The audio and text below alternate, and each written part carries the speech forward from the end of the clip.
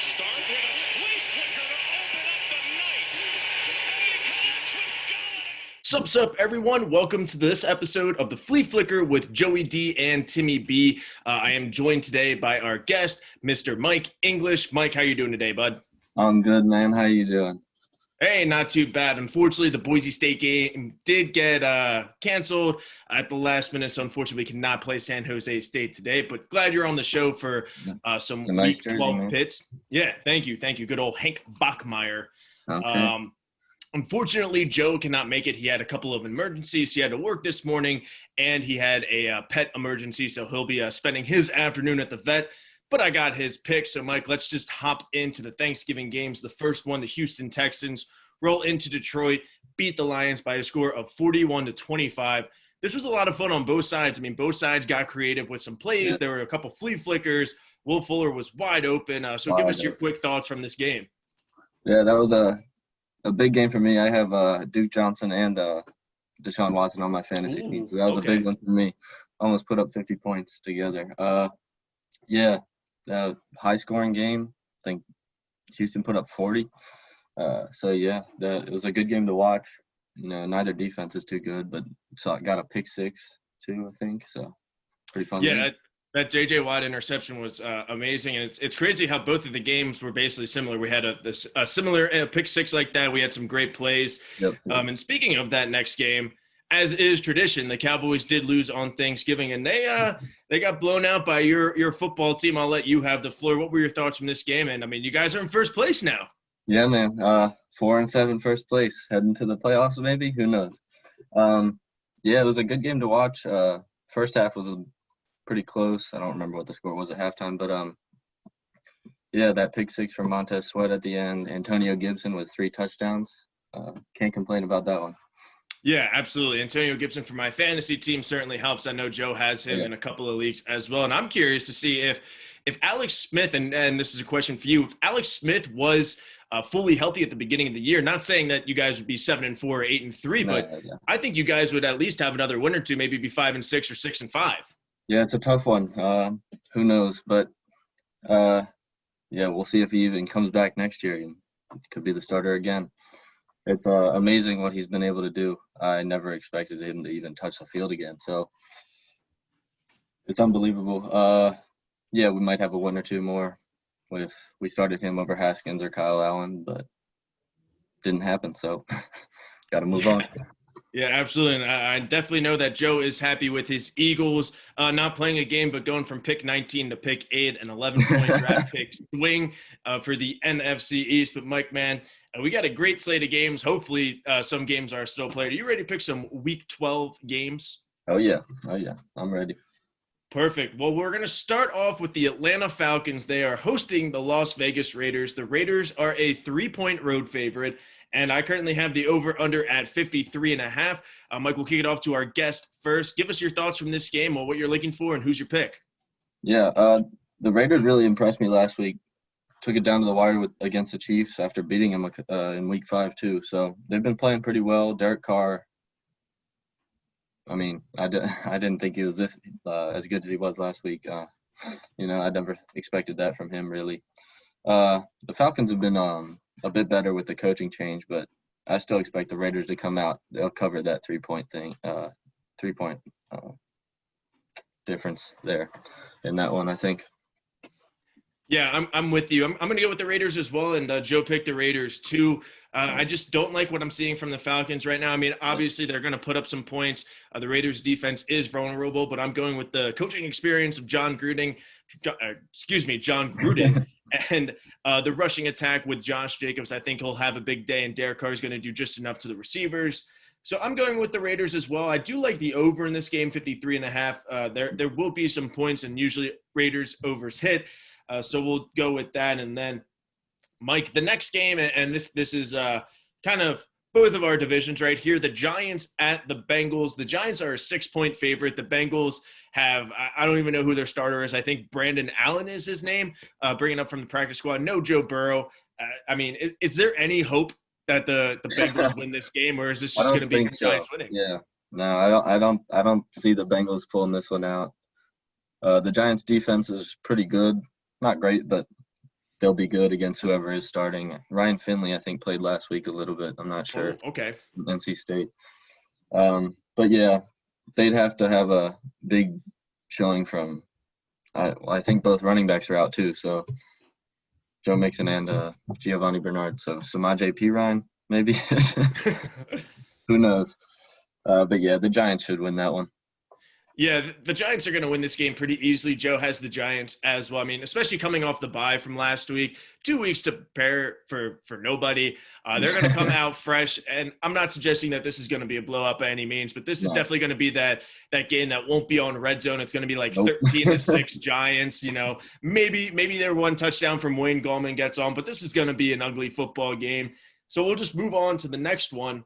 We got the Carolina Panthers coming off a shutout victory against the Detroit Lions, going to Minnesota, the Vikings, who lost to the Cowboys at home last week, a little bit of a shocker. Yeah. Vikings are still a 3-point home favorite, and the over is 51. Joe has the Vikings. Mike, what about yourself? Give us some of your thoughts on your pick. I think I'm going to go with the Panthers in this one.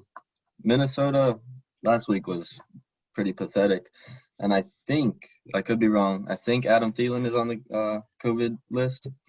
So that would be a big one for them if he's out. And that Panthers defense has been playing pretty well. They shut out the Lions last week. Not a great team, but still a shutout is a shutout. And I think Teddy Bridgewater might be back this week, so that should give them a boost. Even without McCaffrey, they should make it at least a close. Yeah.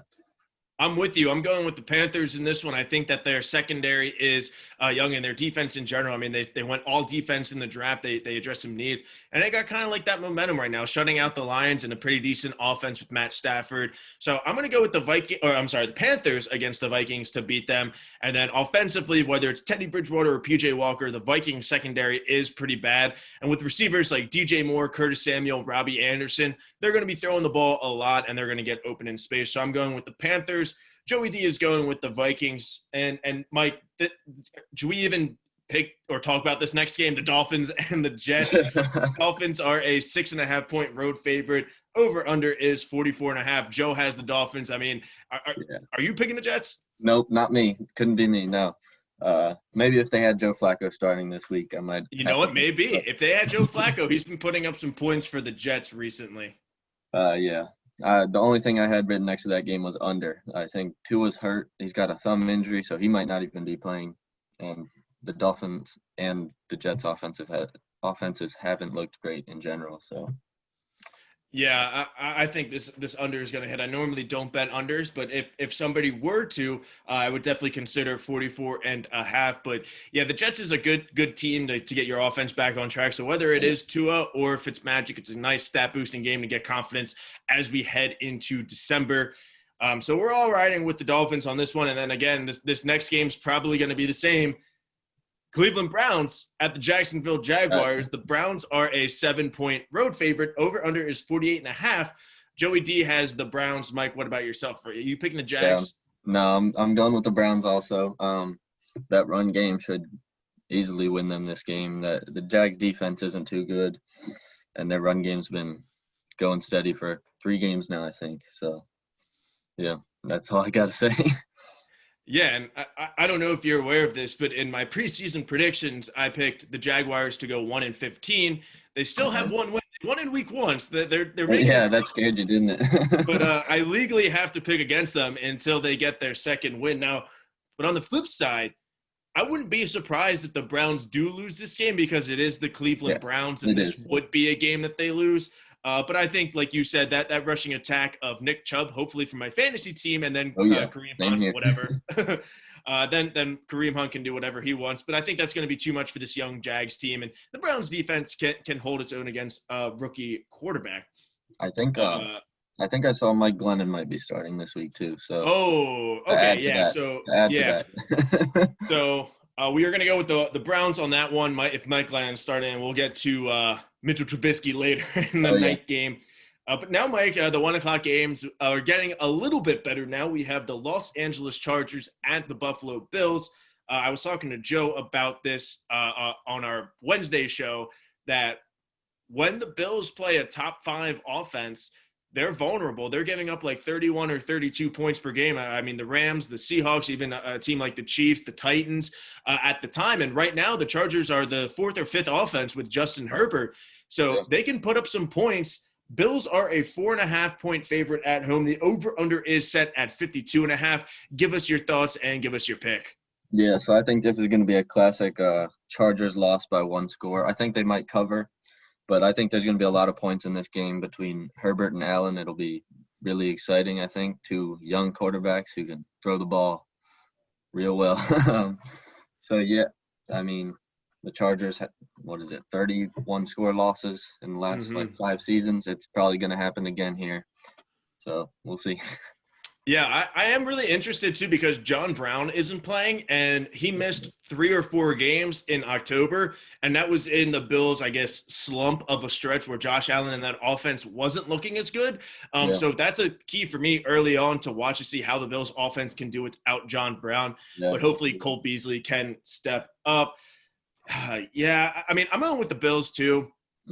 So is Joey D. I mean, and again, I always say this, but I'm a big fan of coming off the bye. When you have 2 weeks to prepare for a team to get healthy and get right, I think the Bills are going to win this game. It's going to be a close one, I think. Yeah, I think so. You're right. I don't know if they're going to cover 4.5, but they definitely will win this game. And now moving to another West Coast to East Coast game, the Arizona Cardinals and the New England Patriots. The Cardinals are a 2-point road favorite.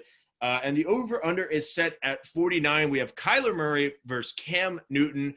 Joey D is going with the Cardinals. I think I'm going to go with the Cardinals as well. It's going to be interesting.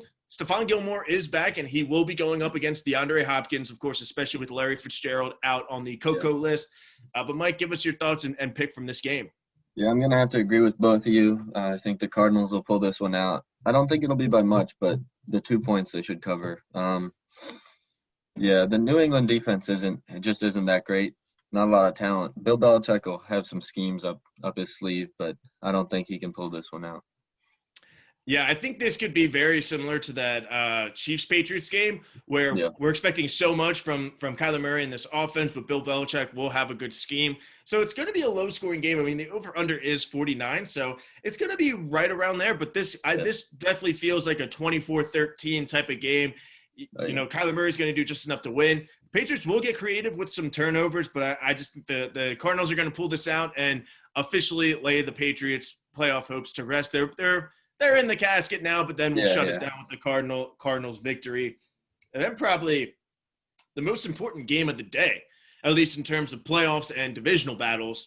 Yeah. The Tennessee Titans are going on the road to the Indianapolis Colts. When they played a couple of weeks ago on Thursday night, Colts shocked them on the road and beat them like 34-17, got a couple of turnovers, got a blocked kick. That Colts defense showed up, and the Colts are a 3-point home favorite coming off a big overtime win against the Packers, over under 51.5. Now, Joey D has the Titans. Mike, what about yourself? Give us some of your thoughts. This is the toughest one I had. I think I'm going to go with the Colts just based off that defense. Both teams came off those overtime wins last week. Yeah, so I was surprised both of them won. I had picked against both of them last week, actually. But that Colts defense is very good, and I expect them to come out again, and we'll see. Tennessee has been running the ball too much against top 5 run defenses a little bit. I think they should throw the ball a little more with Tannehill in some of these games. I think I saw Warren Sharp talking about the last couple of games they've had. After they started 5-0, they've lost 3 out of 5, I think, since then, and it's been against some good run defenses. I think they should start throwing the ball a little more because Tannehill's not bad, and the Colts offense, I think, no Jonathan Taylor this week, so that'll hurt them. Phil Rivers is bound to throw a couple interceptions or something, so it's a tight one. I think I'm going to go Colts. Yeah, I think you nailed it, and you're right. I'm going to go with the Colts as well, just based off they really beat them, and that defense really showed up. But you said it with Warren Sharp. The Titans have been losing games to teams with some pretty good run defense. And even last week, Derrick Henry only had about 30 or 40 yards midway through the third quarter. And then we all know he got the extra 100 in the fourth quarter at overtime. So defenses can stop them. And if you're going to make Ryan Tannehill throw the ball, they have some good weapons with A.J. Brown and Jonnu Smith and even a Corey Davis. But the Colts secondary is young and very hawking. So it's definitely hit or miss. They're like Marcus Peters, man. It's a home run secondary. You either get the interception or they're wide open for a touchdown. But I'm going to go with the Colts, too. I think this will be a statement win for them saying, we're taking the division back. This is ours, and we're going to go on and win. So you and I both have the Colts. Joey D has the Titans, and that'll wrap it up for the 1 o'clock slate. A bunch of games. I believe that was 8 games. Yeah, 8-9 games. Now we're moving to the 4 o'clock slate, and we have the New Orleans Saints at the Denver Broncos. And the Saints are a 6.5-point favorite, which I think I might take the Broncos to cover this one. I think the Saints will win. Joey D went with the Saints. I'm going with the Saints as well. But Vic Fangio is a great coach, and he's going to put up a good scheme against Taysom Hill or whoever that quarterback is for the Saints. Over-under is 43. Yikes. Mike, give us your thoughts on who's your pick. Yeah, I definitely got the Saints here. That defense, very good. Trey Hendrickson, I think, is actually leading the league in sacks. Weird name to be up there, but yeah, Drew Lock is pretty turnover prone at least in the first 3 quarters. He makes some late garbage time plays, but outside of that, I haven't been that impressed by him. And Taysom Hill kept that offense moving last week, so I expect him to do the same this week. Yeah, it's going to be interesting. I think it's going to be a close game, and this could definitely be like that Giants-Bengals game where we might not see it on Red Zone. This definitely feels like a 14-10, 14-7 type of game where the Saints will do just enough. But that Saints defense, and you nailed it, is pretty stingy. I think they're top 5 against the run and, middle of the pack against the pass or vice versa. Yeah. So they are a good defense, a very underrated defense. And I think against Drew Lock and this young offense, they're going to do well. And then on the flip side, this Broncos defense is going to do just enough, especially with Vic Fangio. Like I said, they will have a good game plan, like Bill Belichick. But I'm going to go with the Saints to win, Broncos to cover, Broncos plus 6.5. And now we're moving to a game that, again, looked really good at the beginning of the season, but with all these injuries and everything happening, we got the San Francisco 49ers at the Los Angeles Rams. Rams are a 6.5-point home favorite coming off a big Monday night win in Tampa Bay. Over-under is at 44.5. Mike, we'll kick it off to you first. Give us a couple of your thoughts on this game and who's your pick. Yeah, so are the 49ers still starting Nick Mullins? Is that still happening? Who knows? I have no idea. I would definitely say that Rams defense should have a big advantage on whoever the starting quarterback is there. I think Mostert is supposed to be back this week. I like him, but I don't think that's going to be enough. I think the Rams are definitely going to take this one. Yeah, I'm with you. I think the key for the Rams is their offense has been struggling a little bit, and even Monday night that game was a little bit ugly. They were turning the ball over. But it's that Rams defense, man. I mean, it's hard to pick against Aaron Donald, especially when the 49ers have a banged-up offensive line, banged-up quarterback and running game. Aaron Donald's going to dominate, really give the Rams offense some room to work. So I like the Rams as well. And now, game of the day. Probably not the most important game, but game of the day. Patrick Mahomes versus Tom Brady, round 4. Kansas City Chiefs going on the road to the Tampa Bay Buccaneers. The Chiefs are a 3-point road favorite. Over-under is set at 56. I can't not pick the Chiefs in this one, especially the way I've seen the Bucs.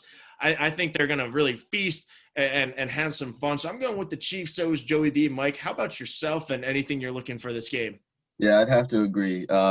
Brady's looked bad in these late games, and well, this is only at 4 o'clock. This isn't a night game, but I think he'll bounce back from last week, but it still won't be enough because the Chiefs are unstoppable, I guess. I don't see them losing really the rest of the season. That defense is good enough, and Patrick Mahomes is Patrick Mahomes.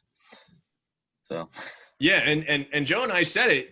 You could take out Tyreek Hill, you can take out Travis Kelce, you can take out the run game, but that offense has so many weapons. Somebody's going to step up. I mean, they took out Tyreek Hill last week, the Raiders, and they still lost. Chiefs still put up 35 points. So I'm going with the Chiefs as well. I don't think this will even be close. And I said this last week, and it ended up being close. But I definitely love Chiefs to cover -3. I mean, you said it. Tom Brady is 1-3 in primetime games. So people are saying he can't win the big games like another quarterback that gets super slandered for not winning big games. Can't believe we're not talking about Tom Brady not winning the big games. But it's a 4 o'clock game, so it's not his bedtime yet. No, not quite. But I'm Just going to a go with the couple more. Chiefs. Yeah, Chiefs will win this game, and that'll do it for the 4 o'clock slate. Only 1, 2, 3 games, so we gotta do a little bit better than that. Yeah, But now it's Sunday Night Football, and it's time for Mitchell Trubisky and the Chicago Bears going into Lambeau Field. Packers are a 9.5-point favorite. Over under is at 44. Kind of like Mahomes, I can't pick against Aaron Rodgers. I know they lost last week, and I know I said it last week. I can't pick against Aaron Rodgers, but it's Mitchell Trubisky. I know the Packers defense is bad, but it's Mitchell Trubisky. So I'm going with the Packers. So is Joey D. Mike, how about yourself? Is this going to even be close? No, I don't think so. I think this is going to be a rough Sunday night game, rough end of the day. But, yeah, I didn't even know. It's Trubisky starting. Yeah, I had question mark for QB. So, he's not good. Rodgers is good. They should have won last week. They were driving in overtime until that fumble. So, yeah, I got him by at least 14, I think. Yeah, I mean, it's so tough. And the Packers' run defense is bad, but the Bears don't really have a good run offense. I think David Montgomery is questionable, or he's set to return. Either way, he's still, a little bit banged up. So I don't expect Mitch to move the ball at all. And so it's time to move on to Monday Night Football. We have the Seattle Seahawks at the Philadelphia Eagles. The Seahawks are only a 5.5-point favorite against Joey D's Eagles. The over-under is actually set at 49. Joey D went against his team, the Seattle Seahawks, in his pick. How about yourself, Mike? Who are you going with? Yeah, I'm definitely going Seahawks. Wentz last week did not look good. He's not getting much help from his O-line either. But I think Russ is going to bounce back from his last couple games with all those turnovers. I think the Seahawks will be taking this one. Yeah, absolutely. It's going to be interesting, too, because last year when they played – it was a very close game. The Seahawks only won about 14-10. It was a very close, low-scoring game.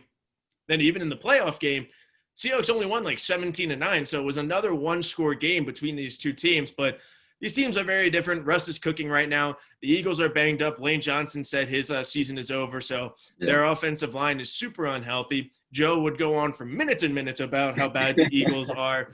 So I'm going with the Seahawks as well. So we're all riding the Seahawks. And now a game that we might not even know if this happens. I mean, it got moved from Thursday to Sunday and now from Sunday to Tuesday. Right before we hopped on, Mike Schefter tweeted out that the Steelers had a couple of positives as well. So it's not entirely the Ravens' fault, but we got the Baltimore Ravens at the Pittsburgh Steelers.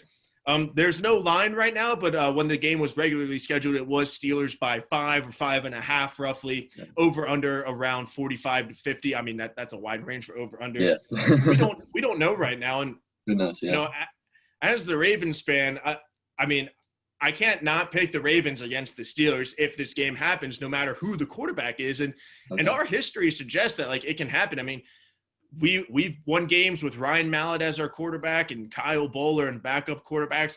The Steelers have won games with Charlie Batch and Dennis Dixon. We went into overtime. So we have lost – both teams have won and lost games going up against a backup quarterback or banged up team. I just think after last week's loss to the Titans, and Lamar said that the Titans just wanted it more, and it had that feeling toward the end. We were all watching that game they just want it more. So I think the big thing is the Ravens want it more, and just seeing on Twitter, and I know I've been going off, and I know you were doing it as well. We were going back and forth a little bit, but a bunch of the Steelers players were kind of whining, being like, oh, we had all these plans, extra rest, NFL screwing us. And then a lot of the Ravens players are just like, hey, man, it is what it is. Whenever we play, we're ready to play. We're going to go. And I think that's just a huge factor. It seems like now we do want this more because, not saying we're a more disciplined team, but just based off that, it's kind of like, Monday, Tuesday, Wednesday, Thursday, rain, snow, in the desert here, there, we're going to show up. We're going to be ready to play. And the Steelers, we're thinking about their holiday plans and a long weekend. But now they got that extra rest. I'm sure the Steelers are probably going to win this game, especially with a banged up Ravens team. Even the Steelers are a little bit banged up, but RG3 is 1-0 in his last one start against the Pittsburgh Steelers in Week 17 last year. So I'm going with the Ravens. there was my little minute or two rant. Yeah. Joey D has the Steelers if it plays. Mike, how about yourself? Any thoughts from this game? Yeah, I'm just not picking RG3, I don't think. Yeah. And I think I saw Schefter, like, as we got on, it was James Conner was the player for the Steelers that tested positive. So, I mean, that'll be a decent miss for them. Benny Snell and I don't even know who the other running back are. They're not as good, but they should get it going. I don't know if Calais Campbell's back this week or not. No, Probably not. And I mean, that's just some wonderful news with Benny Snell because he went to Kentucky and against South Carolina, he would always have like 150 yards. So I hated him. Then the Steelers drafted him, so I just know he'll have 150 yards again against our run defense, especially without Calais Campbell and Brandon Williams. Maybe not even Derek Wolfe. I mean, we have so many positives and so many injuries. I don't even know who we're playing. And to one of our guests, Josh, he was like, let's make a bet. And I was like, I'm down, but let's do it like 10 minutes before the game starts so I know exactly who's playing, who's in the game before I do anything. But I'm going with the Ravens in this one. I know it's going to be, not happen probably, but I can't pick the Steelers in a Ravens-Steelers game. So that'll do it for Week 12, man. Thank you so much for being our guest today. I mean, any final thoughts on this week or the state of the NFL? I mean, the Ravens and Steelers is the only game. A lot of teams are shutting facilities down, adding people to the list. Yeah. I mean, I think the NFL has to step in and maybe just say, okay, guys, we're taking Week 15 off. Everybody get ready for the final 2 weeks and the season. Yeah. We'll move everything back.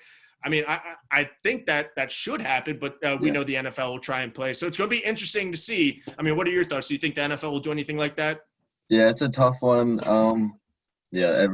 Almost all the teams are rising in cases. I think pretty much Seattle and Washington are really the only teams who haven't been hit that hard. I think Washington's only player to test positive this year was on IR already, so he hasn't been in the building anyways. And I think Seattle has no cases. It's definitely weird. I think my idea at the start of the season was that they have division games the last 3 weeks so that you can make mini bubbles type of thing to secure those last few weeks. I don't know how well that would have worked. I know the players didn't really want bubbles, but it's hard to see every game getting played the rest of this season with the way the cases are going up. So who knows? Yeah, and I mean, at least for the Ravens side, they said if games were to get canceled or if they do have to move some games, they will add an 8th team to the playoffs, which would be great because the Ravens right now are lingering on that 6 or 7 seed. So we're barely in, we're barely out. So that 8th seed, we're definitely playing some chess. But I definitely think, especially if this happens a little bit more, my idea is just move everything a week back because you can. You're the NFL. That means the Super Bowl is President's Day weekend, so everybody's off on that Monday. And then just say we're taking Week 15 off.